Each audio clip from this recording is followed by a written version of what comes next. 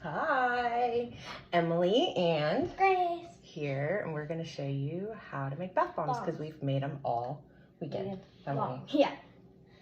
This is what the ones we're making look like. That's a white one, and then here's a blue one. Are they beautiful? Both of us enjoy taking baths with bath bombs, and one of the reasons why I like to make my own is because I like to know what ingredients are in them. Because when you lay in the bathtub, you're exposing a lot of your body to whatever it is that you've put in the bath, and then this way too, you can make it smell however you prefer. Yeah. Yep. Okay. So what goes in our bath bombs, Grace? All right, so you're gonna need at least a cup of baking soda. So start with baking soda. So she's gonna put that in the bowl. I'm gonna say you want to have a fork on hand, so go ahead and start putting the baking soda in.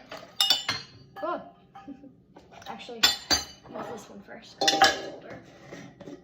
I'm using up the remnants of this one. Good job. Take that. Get it out of your way. And I'm going to spoon the rest of it in from this big baking soda thing. So you're going to want to have baking soda, Epsom salts, and citric acid. Citric acid is what you use to make it fizzy. And you can get that at, I'm gonna be honest, Walmart is the easiest place to find it if you're looking for it in town. It'll be a smaller amount. And then you can also order some from Amazon and get a larger amount for a cheaper price if you wanna make a lot of bath bombs. And if you're gonna,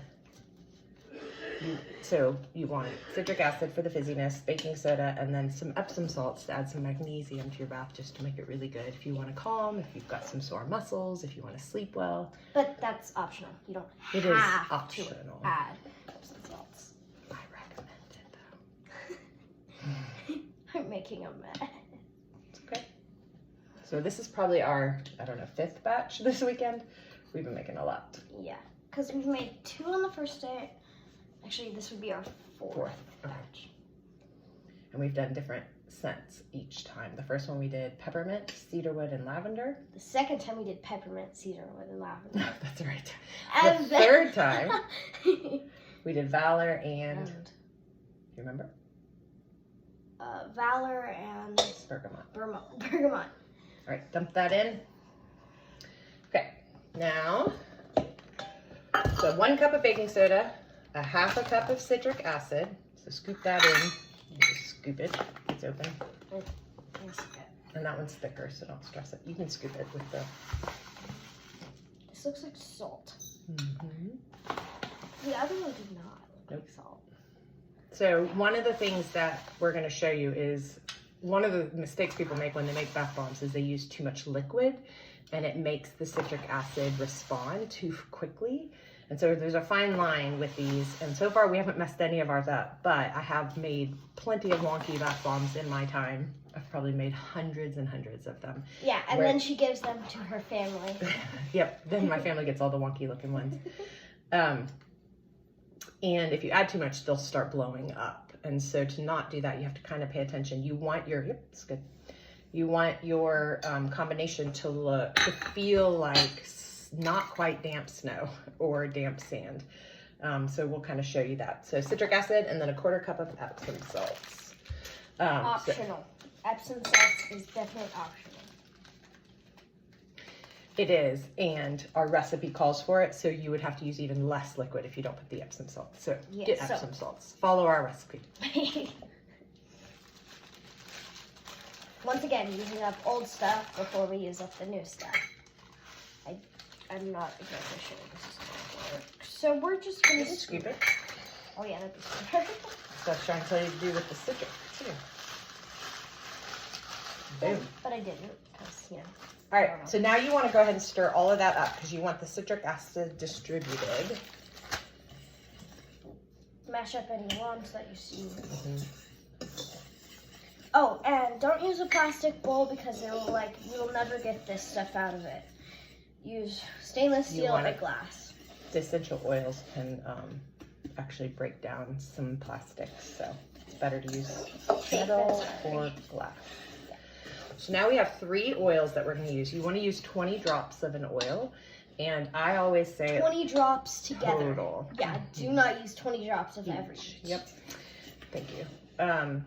And I always say like no more than 10 of just one drop, one oil. So we're gonna do probably 7 and 7 and 6, you think? Yeah, we'll Okay. do 6 of peppermint and then 7 and 7 of the other Yep. 2.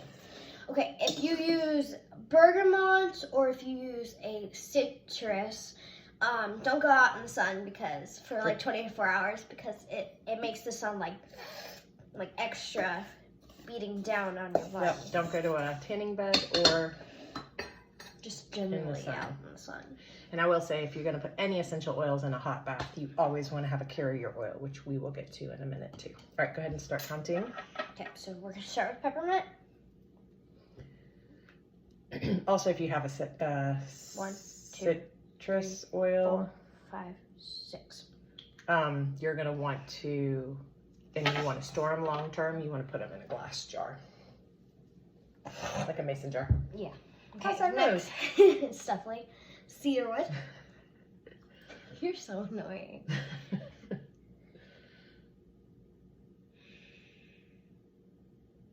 That one's getting low, huh? Yeah. No, there's still some in there. Okay, there we go. 1, 2, 3, 4, 5, 6, 7. Good job. You also want to put them in a bunch of different spots so you don't just get a clump of stuff. Why am I going ahead and mashing? Because you don't want the citric acid to like start to bubble up. Yep. So even with essential oils, the citric acid will start giving feedback. Okay, so this is eucalyptus, and we are going to put 7 drops of this. So this one's a good one for, again, 1, 2, 3, 4, 5, 6, 7. good job. This combo would be a good one for calming, but also for good muscle relaxing with these oils. All right, so we've got all the oils in here. And now we're gonna do how much of this? Do you remember? We need a teaspoon. Tablespoon. Tablespoon. I And don't. a half. I'll get you a tablespoon. You need a tablespoon and a half of the carrier oil. Which And what kind of carrier oils can they use? they can use. Oh gosh, oopsies. It's okay. Coconut oil, jojoba. This one. You can use avocado oil, and olive oil if you don't have any of those. Yep. So a natural oil. All right.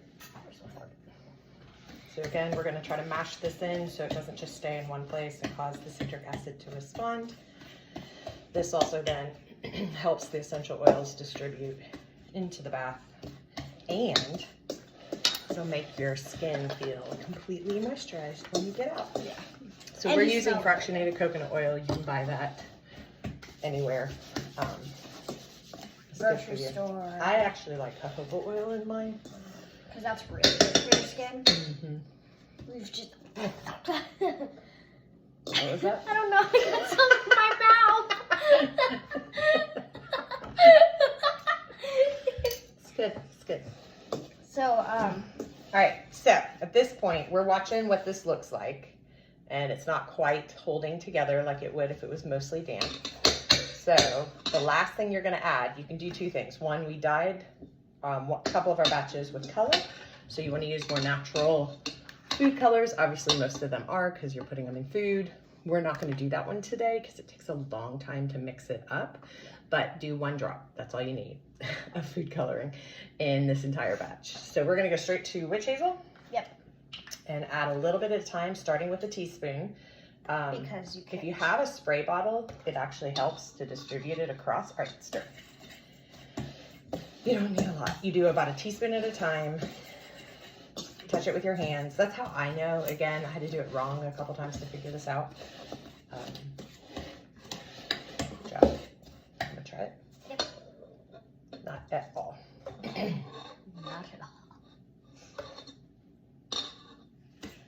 And you'll see it responding pretty quick, so you want to get that distributed in. It's kind of like a game. So while she's doing that, I'm going to show you, we have some silicone molds that are like flowers. We also have some Plastic. gummy Plastic. plastic molds. little ones.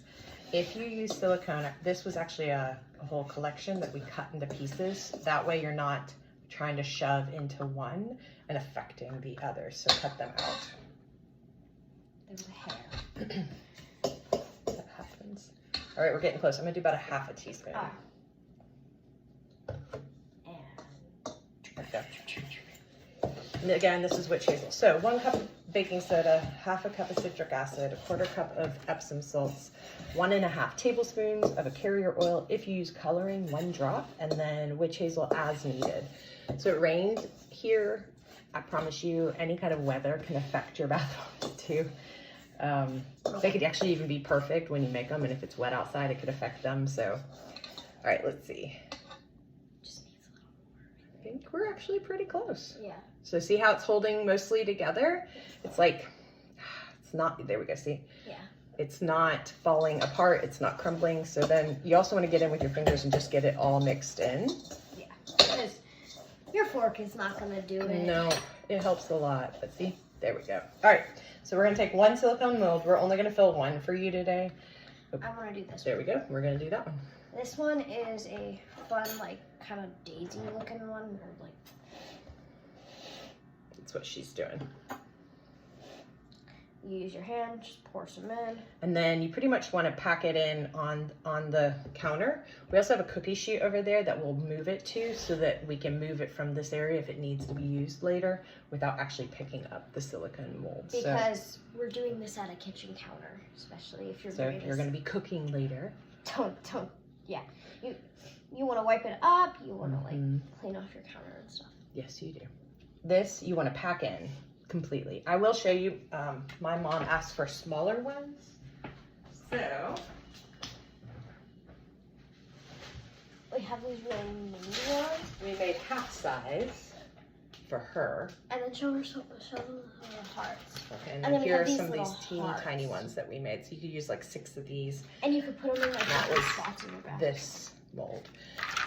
Smaller silicone molds don't hold up well. So if you have molds this size, great. If you have smaller ones, they just don't, they break. They get. Because we did these leaf ones that were really cute. And like there was a simple one, but that one didn't even hold right.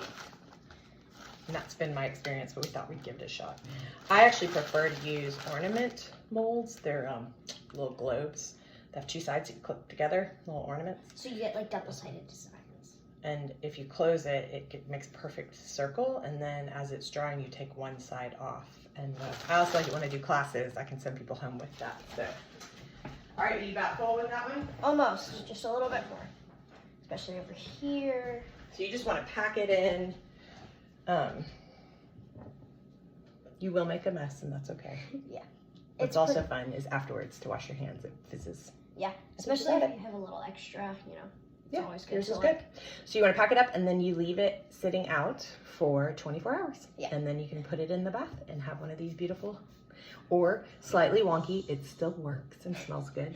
And then store them either in a glass mason jar or in a plastic bag, a Ziploc plastic bag. Well, if you're using citrus, definitely store it in a glass jar. Doesn't For matter. long term. Yeah. Yep. All right. Thank you for joining us. Let us know if you have any questions, and I hope you get to make these sometime soon. Yeah. Thanks, Grace.